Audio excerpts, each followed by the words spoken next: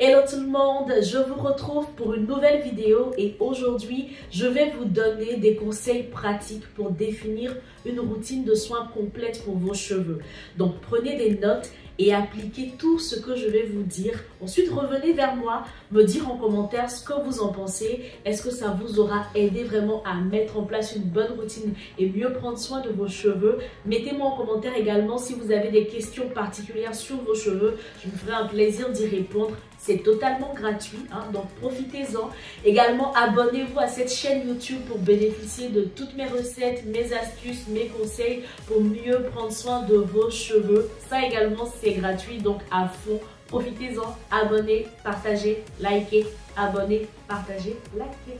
Alors maintenant, on va passer à notre sujet du jour, les étapes d'une routine complète pour les cheveux afro. C'est parti!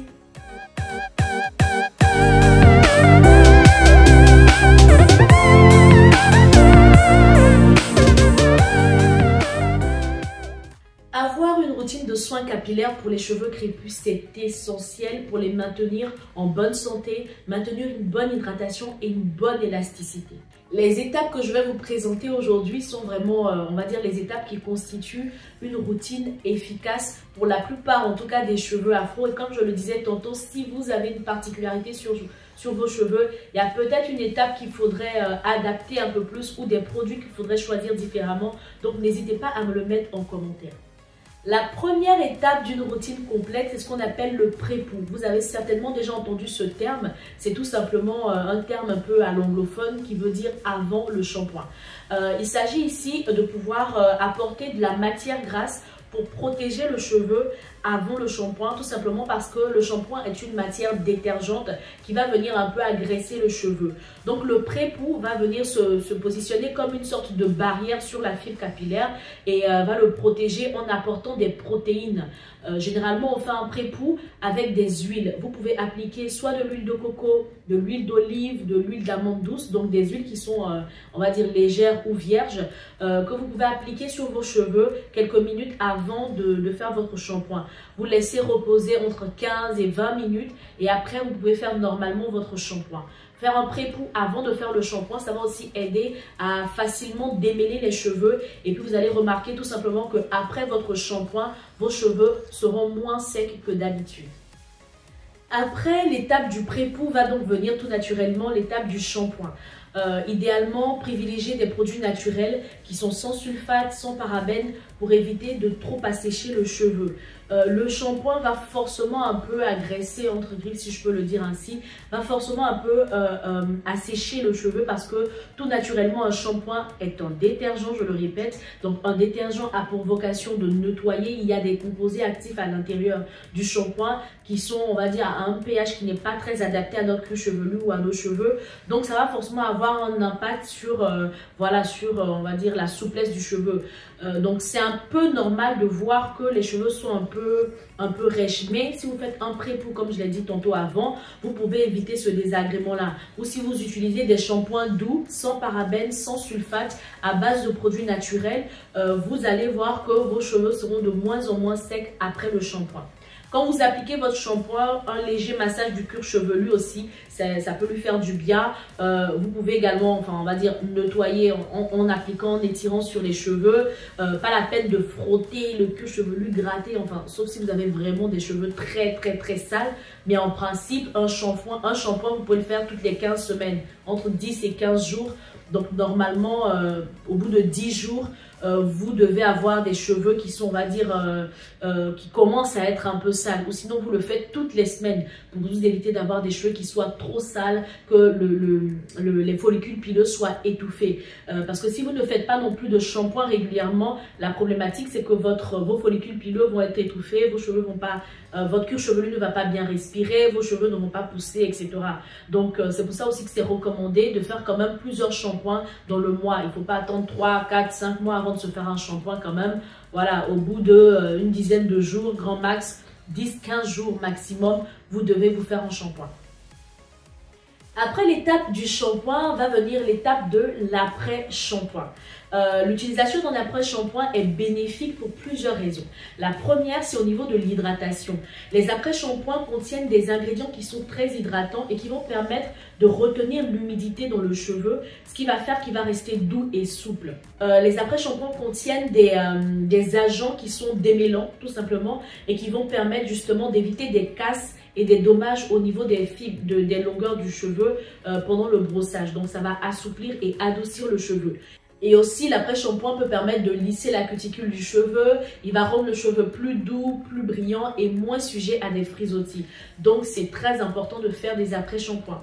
Je pourrais dire aussi qu'en termes de bienfaits, il y a encore pour les personnes qui ont des dommages assez particuliers sur les cheveux, qui se sont fait des colorations et tout ça, c'est bien parce qu'il y a des après-shampoings qui sont spécifiques et qui vont venir aussi protéger le cheveu, la fibre capillaire des rayons UV ou de toutes les agressions extérieures qui peuvent affaiblir la fibre capillaire. Donc absolument un après-shampoing après votre shampoing.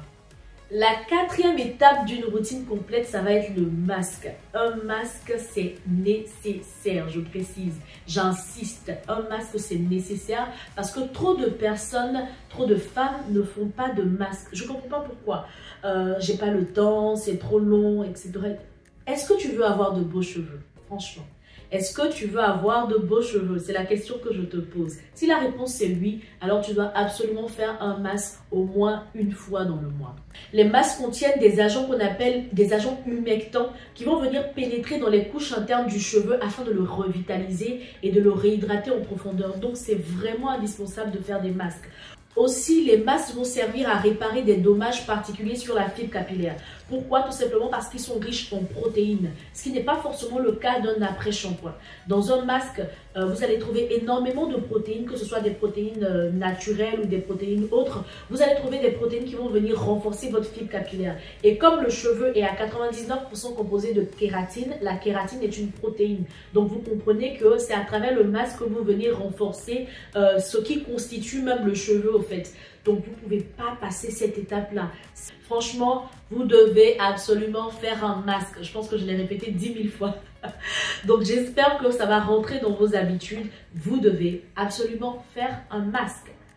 Maintenant, comment choisir votre masque? Priorisez les produits qui sont naturels, qui ont plus de 90% d'ingrédients naturels. Soit vous faites vous-même, hein, comme j'aime bien le dire, do it yourself. C'est la meilleure façon d'être sûr qu'on a de bons ingrédients dans son mélange. Ou vous le faites vous-même. Donc je vous invite à regarder les quelques vidéos que j'ai pu faire où je vous donnais des recettes pour faire des masques. Ou si vous en achetez en grande surface, assurez-vous que vous avez plus de 90% d'ingrédients naturels, sans sulfate, sans parabènes, toujours. Faites vraiment attention à cela. Une fois que vous avez fini de faire votre masque, viendra l'étape du scellage de l'hydratation.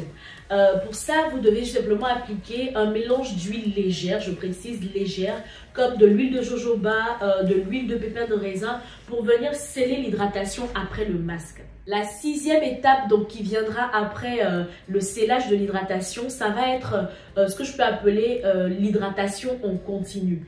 Ici, maintenant, il s'agit de pouvoir chaque jour apporter des éléments nutritifs à vos cheveux pour continuer à les hydrater. Et pour le faire, vous pouvez utiliser ce qu'on appelle un leave-in conditioner. Un leave-in conditioner, c'est tout simplement un revitalisant sans rinçage qui va venir apporter cette on va dire, nutrition-là, ces éléments nutritifs, ces protéines notamment, dont vos cheveux ont besoin en continu, mais il va également apporter de l'eau. C'est tout l'intérêt des leave-in conditionners par rapport aux crèmes ou par rapport au beurre notamment. Donc le leave-in conditioner contient à la fois une phase lipidique, soit un beurre de karité, un beurre de tout ce que vous voulez, cacao, mangue, etc. En tout cas une matière grasse qu'on vient mélanger avec de l'eau, une matière qui comporte de l'eau comme de l'aloe vera ou comme de l'eau florale, voilà. Donc c'est ce mélange-là qui permet d'avoir un produit avec une consistance assez légère qui va à la fois hydrater vos cheveux, mais à la fois aussi nourrir le cheveu. Et le leave-in conditioner, vous devez l'appliquer tous les jours si vous avez accès à vos cheveux ou si vous pouvez le faire tous les 2 jours, 3 jours. franchement, au moins 2 à 3 fois dans la semaine. 3 fois dans la semaine, il faut que vous puissiez appliquer un leave-in conditioner ou appliquer un produit pour hydrater en continu. Une fois qu'on a fini ces 6 premières étapes, viendra maintenant l'étape du coiffage. Pour ça, vous devez choisir une coiffure protectrice qui va permettre d'éviter ou d'amoindrir la manipulation de vos cheveux. Vous devez éviter les coiffures qui sont trop serrées. Les coiffures qui sont trop serrées, les tresses où ça tire de partout, vous devez éviter ça. Évitez aussi de vous démêler les cheveux quand ils sont trop mouillés. Hein. Et puis, si vous pouvez prioriser un démêlage au doigt ou voilà, vous pouvez, comment dire, un peignage, non. Un brossage avec les doigts, la plupart du temps, c'est bien aussi. Hein. On a des cheveux afro. On n'aura pas les cheveux lisses, c'est pas après les avoir peignés, compliqués là. Non, non, vous n'allez pas les avoir lisses. Vos cheveux sont afro, ils vont quand même garder leur texture. Donc, toujours le peigne, toujours le peigne. Ça aussi, ça finit par casser les cheveux. L'idée avec la coiffure protectrice, c'est justement de pouvoir éviter de trop manipuler le cheveu. Donc, vous faites des tresses pas trop serrées, des nattes pas trop serrées, un tissage ou une perruque sur la tête aussi. Moi, les perruques, je ne recommande pas de dormir avec ou sinon ne dépassez pas 72 heures si vous collez votre perruque. Sinon, ben, déjà pour le cerveau, c'est chaud. Hein. Ça chauffe la tête. Moi, je ne sais pas comment les filles elles font pour dormir pendant 3 semaines avec la perruque collée sur la tête. Non, moi, je ne peux pas faire ça. Non, c'est pas possible. Moi, je retire mes perruques chaque soir avant d'aller dormir. Ce qui veut dire que je les colle, mais très rarement. J'utilise un élastique réglable sur les perruques. Comme ça me permet de les serrer à volonté. Et puis le soir, je retire la perruque, je suis tranquille. J'ai mes nattes en dessous, j'ai mes cheveux. Et puis, ça me permet également de toujours avoir accès pour appliquer mes soins. Quand vous avez des perruques que vous gardez très longtemps, vous n'avez pas accès à vos cheveux. Donc, c'est difficile de les entretenir. C'est difficile de pouvoir apporter des éléments qui vont les faire pousser, qui vont les faire être en bonne santé. Donc franchement, si vous pouvez éviter de garder vos perruques trop longtemps, ce serait bien. Et puis faites attention également à ce que vous utilisez comme colle pour les devantures des cheveux, parce que les colles qui arrachent trop les devantures là, après c'est compliqué à rattraper. Même si bien sûr il y a les produits de Tresaf, vous avez le sérum booster de Tresaf qui vous permet de rattraper tous les petits cheveux que vous avez perdus sur la devanture à cause des perruques, à cause de la colle et tout ça, à cause des tissages ou des tresses. Le sérum de Tresaf à base de chanvre et de clous de girofle est top. Donc, même s'il y a ce produit-là, quand même, faites attention. Et si vous pouvez éviter les colles qui sont trop fortes, trop acides, trop dures pour la devanture, évitez. En dehors des leave-in conditionners, pour pouvoir hydrater vos cheveux en continu, vous pouvez utiliser également des solutions à base d'eau, eau minérale ou eau d'aloe vera, jus d'aloe vera ou eau florale. Donc vous avez tout simplement votre eau que vous mettez dans un vaporisateur et puis à cela vous apportez quelques gouttes d'huile essentielle ou une huile végétale que vos cheveux aiment bien. Moi, j'aime utiliser l'huile de moutarde parce que mes cheveux kiffent tout simplement. Huile de moutarde ou huile de pépin de raisin que j'utilise pour mes cheveux. Donc, je mélange à de l'eau minérale la plupart du temps. Pas l'aloe vera, le jus d'aloe vera, moi je l'utilise surtout dans mes masques.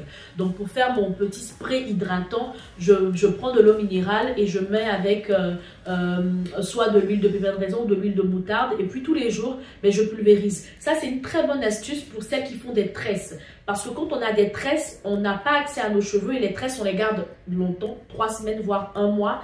Et on ne peut pas appliquer de leave-in conditioner là-dessus, c'est pas assez pénétrant. Avec le spray, c'est la bonne astuce pour hydrater vos cheveux pendant que vous avez des tresses. Ensuite viendra l'étape du massage du cuir chevelu. Une étape qu'on minimise et qu'on ne fait pas très souvent. Et pourtant, c'est vraiment quelque chose qui va aider à stimuler la croissance de vos cheveux.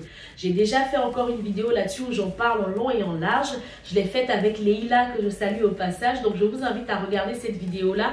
Le massage du cuir chevelu va permettre de stimuler tout simplement la circulation sanguine et c'est ce qui va favoriser la croissance de vos cheveux. Pour faire votre massage, comme c'est montré dans la vidéo, il suffit tout simplement de pouvoir faire des petits ronds comme ça. J'en profite. Hein. Des petits ronds comme ça sur toute la tête.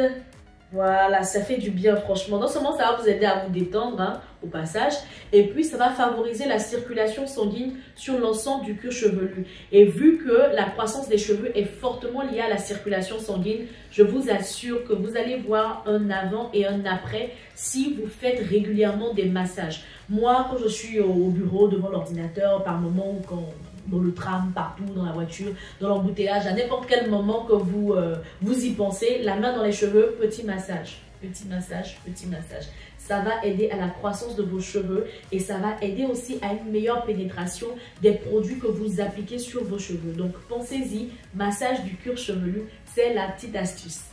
Et enfin, dernière étape d'une bonne routine capillaire, c'est d'apporter de la protéine à vos cheveux. C'est vrai que le masque, une fois par mois, permet d'apporter la protéine en profondeur aux cheveux, mais vous pouvez également apporter la protéine à l'intérieur parce que le masque va agir en surface alors qu'une bonne alimentation par exemple va agir à l'intérieur du corps. Et ça aussi c'est important pour avoir de bons cheveux, de beaux cheveux plutôt.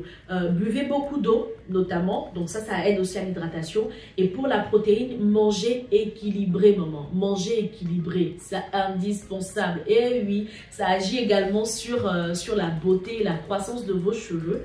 Et puis aussi vous pouvez faire des cures